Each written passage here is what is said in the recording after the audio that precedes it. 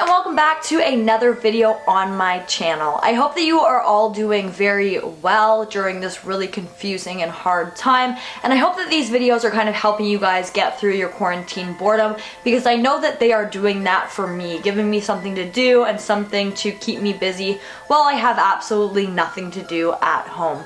But with that all being said, let's get right into today's video. Hands down, the type of video that I get requested to do the absolute most on this channel is to cover more missing 411 cases, or cases that fall under the missing 411 category. So today I am back with a very different, especially for me, type of case that in my opinion definitely falls under the missing 411 category. Something else that I do just want to mention here quickly before I get started talking about the case is that if you guys want to see a full video particularly talking about like missing 411 and what it is, not the individual cases, then can you please let me know in the comments down below and I will do that for you guys. For today's video, we are going to be talking about the very strange case of a man by the name of Constantino Danny Filippidis. Now, for the sake of today's video, I am just going to be referring to him as Danny. Danny was a family man. He had 2 children and a wife. He was 49 years old at the time and was living in Toronto and working as a firefighter. During this time, Danny was on an annual ski trip with some of his fellow co-workers. They did this every single year. It was something that they always did and they really enjoyed. And something to keep in mind about this is that Danny was an avid skier and it was something that he did quite often. So they went on this ski trip every single year to Whiteface Mountain, Lake Placid in New York State.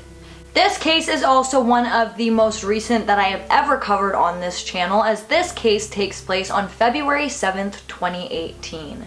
Danny was on that ski trip with 7 of his colleagues, and they were all out on the slopes when around 2:30 all of his colleagues decided that they wanted to head back to the resort and go inside and eat lunch.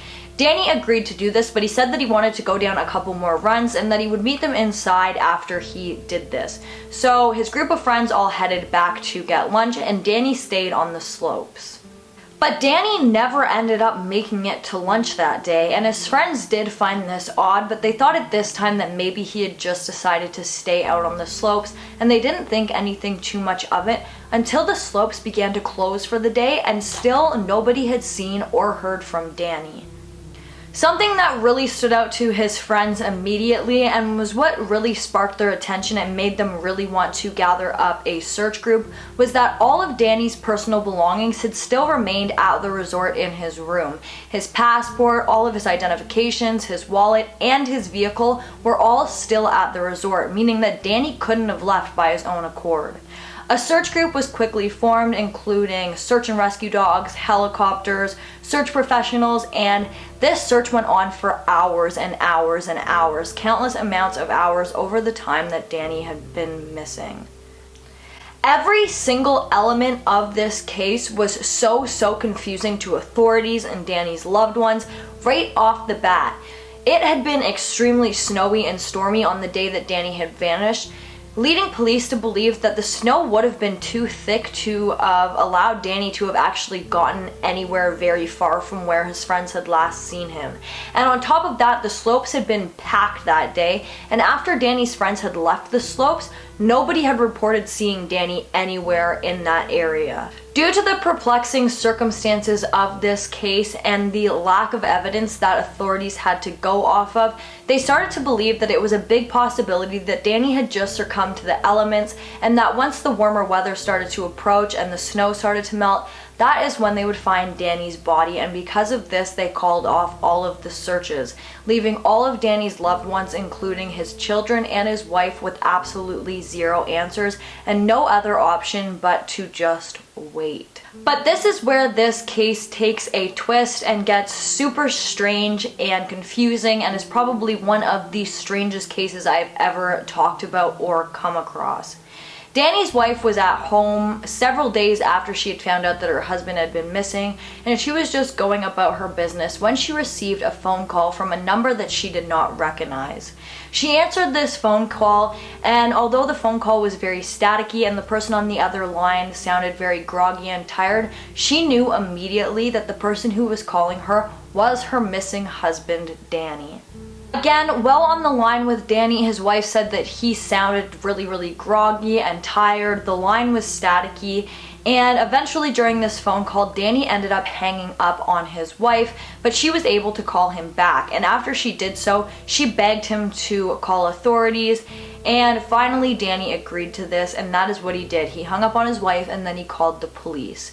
When he was talking to authorities, it was very clear to them on the phone that Danny was super confused and he had no idea where he was. But they were able to locate him by getting him to describe things that he's seen in his surroundings. So he was on the phone with authorities, but he couldn't tell them where he was. He had no idea. So he was just describing to them things that he could see that stood out that might give them an idea of where he was, and luckily that helped in this case. This did help, and soon authorities were able to locate Danny, and he was near Sacramento, California, 2,900 miles away from where he had vanished while he was skiing. When authorities met up with Danny, obviously due to the circumstances and how confused he was immediately picked up and took in for medical attention. When authorities found Danny, they said that he was so visibly confused and disoriented that he was unable to answer absolutely any of the questions that they had for him. When he was found, he was still wearing all of the ski gear that he had vanished in. He had, including ski goggles, which is really weird. You'd think that those would fall off because it was just about a week later. On top of that, when he was found, he had a brand new iPhone on him, and it looked as if somebody had cut his hair. Later on, after Danny had time to kind of gather his thoughts and whatnot, he told authorities that he had vague memories of driving in the back of a big truck. The whole truck thing seemed very strange because Danny couldn't remember absolutely anything else that had happened to him over the span of the other days that he was missing, but he could remember getting into the back of a very large truck, but he couldn't remember anything distinctive about the truck except for the fact that it was very large. He couldn't remember the driver, he couldn't remember where the truck had picked him up, and he also couldn't remember where the truck had dropped him off. Authorities questioned everybody who was at their ski resort during that time, and nobody said that they could recall seeing a large truck on the property, so that really didn't lead them anywhere.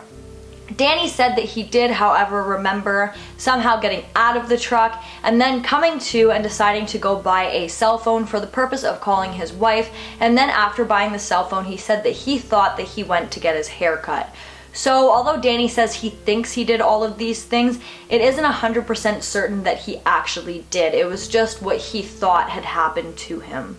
But even the buying the cell phone and then getting his haircut thing really didn't make sense because Danny didn't have a lot of money on him at the time while he was skiing. And as we all know, iPhones are super expensive. So where did he accumulate that much cash to go and buy a cell phone and get his hair cut? That is just something that I'm really questioning during this case and during the research of this case, but unfortunately I wasn't able to find any information on that. Danny was super cooperative with authorities. He let them look at all of his bank statements, all of his medical records, everything like that, in hopes that they would find something to give them some answers, but that was not the case. Everything on the medical records, everything on his bank statements, everything like that was very normal, and there was nothing that stood out or led to any other answers, just leaving everybody with more and more questions as this case progressed. The thought that Danny could have possibly been robbed was something that came up in authorities' minds, but it didn't really make sense because that wouldn't explain how Danny didn't remember anything, and on top of that, Danny had all of his belongings that he had vanished with still while he was found, so clearly he was not robbed. Danny had even said himself that he believed that he may have suffered some kind of head injury that was making him forget and not be able to remember anything that had happened to him over this time. But again, medical procedures were done to him immediately. He was immediately examined after he was found, and no signs of head trauma or anything else along those lines showed up in the records, meaning that he didn't have a head injury that would have caused him to have had amnesia. The most important thing about this case and the most amazing and heartwarming thing about this case is that despite anything that Danny could have possibly gone through while he was missing, he was able to come home and he is healthy and happy and got right back to his normal life, raising his children with his wife and working a job that he loved at the fire station.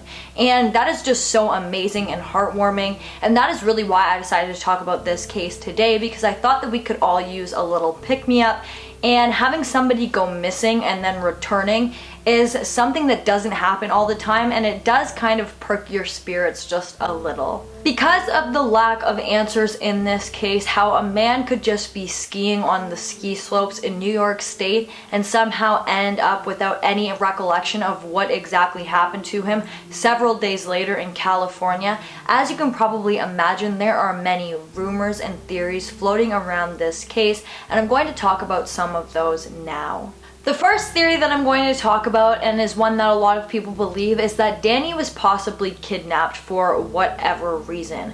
But this doesn't seem to me to be too likely, because if Danny was kidnapped, how did the kidnappers inflict amnesia? I mean, you could use drugs or they could have beat him, but he was examined by medical professionals, and there was no signs of anything like that being done to him. He had no signs of being beaten, no signs of anything like that, and there was no drugs in his system. So how did they inflict amnesia? On top of that, what would have been the motive? Danny didn't have anything worth anything on him at that time. And anything that he did have on him when he vanished, he still had on him when he was found, and nobody had been asked for a ransom or anything like that. So really, that one just doesn't make much sense to me, because it doesn't explain how he doesn't remember anything. It doesn't explain why somebody would kidnap him or take him. It just leaves you with even more questions than you already have. This next theory is one that I could entertain a little bit, but it still doesn't completely answer all of my questions, which I think it would be hard to find a theory in this case that would answer every single one of your questions, because this case is just so strange. But many people believe that while on the slopes, Danny had hit his head, causing him to have amnesia, and then he went on to do all of these strange things with no rhyme or reason. My whole question here is, how did Danny end up in California without a passport? Also, on top of that, why didn't there show any signs of him hitting his head in the medical records? Why, when they were examining him, didn't any of this come up? That is what leaves me with the most questions, but obviously it does seem likely that Danny did hit his head, causing him to lose his memory, although again, none of the medical examinations that were done to him show signs of that, meaning that it's pretty much impossible that something had happened to his head, because there would have been proof of that when the x-rays and whatnot were done to him. So although that is something that logically I want to believe, it just doesn't seem to make sense in this case. Nothing in this case seems to make sense, actually, if I'm being completely honest. The last theory that I'm going to talk about on this channel in this video is a theory that I'm sure you all are expecting, and that is that Danny was abducted by aliens. And I personally feel like in these cases where nothing makes sense and there is no logical explanation, the chances of an alien abduction seems to grow higher and higher. A lot of people like to compare this case to the abduction of Travis Walton, which is a case that I previously covered on this channel. If you want to check it out, I'll have it linked in the description box. But what really makes people compare these two cases is that Travis was abducted by aliens in front of a group of co-workers, and he was abducted and missing for several days. And although his co-workers were adamant that something like an alien abduction had happened to him, of course authorities and other people were skeptical, and they thought that maybe something else had happened to him and that Travis had passed away. But he did show up about a week later, and when he was found, just like Danny, he was very, very confused. He made a phone call to a family member. The family member came and picked him up, and Travis had no recollection of what had happened to him for several days, but eventually his memory of what did happen to him started to come back. The only difference here is that Danny has not had any memories of where he was or what had happened to him besides being in the back of a truck, as far as we know in this case. Again, the fact that Danny showed up several days later without any explanation for where he had been, and obviously seeming very disoriented and confused and having no idea himself where he had been or what had happened to him is very, very confusing, especially because there was no drugs found in his system. He has no signs of amnesia. What could have possibly happened? I would love to know your guys' thoughts on this case, because I think that this case is so confusing. Because even the most logical explanations in this case don't seem logical. They don't seem to make sense, and it just leaves you really wondering what happened. How did this happen? What happened? And is Danny going to start remembering what happened to him one day? Or is he already remembering and just trying to keep it to himself? Or, what is going on in this case? It really leaves you with a lot of questions and something to think about. Again, the reason that I wanted to talk about this case today on my channel is because I do think that it is a nice change of pace. Danny is at home now. Well, I'm not sure where he is right at this moment, but he was returned back to his normal life with his wife and his children and his job that he loved. And even though they don't have all of the answers, at least they have their loved one back. And I think that that is so heartwarming and really important to realize that some of these cases do in fact have a happy ending. I'm also very, very surprised that I haven't seen this case talked about more online, because I do think that it is one of the most interesting cases that I have personally ever come across. I do remember seeing this on the news when it happened a couple years ago. So it was really cool to be able to dive deeper into this case and talk about it today for you guys. But once again, let me know what you think about this case in the comments, because I'm super, super, super interested in what other explanations you guys could have possibly had for what happened to Danny. But guys, that brings us to the end of this video. If you like this video, please give it a big thumbs up. Don't forget to comment down below what you'd like to see in my future videos, and don't forget to subscribe and turn on that notification bell so that you don't miss any future videos from me. Thank you so much for watching, and I'll see you in the next one. Bye guys!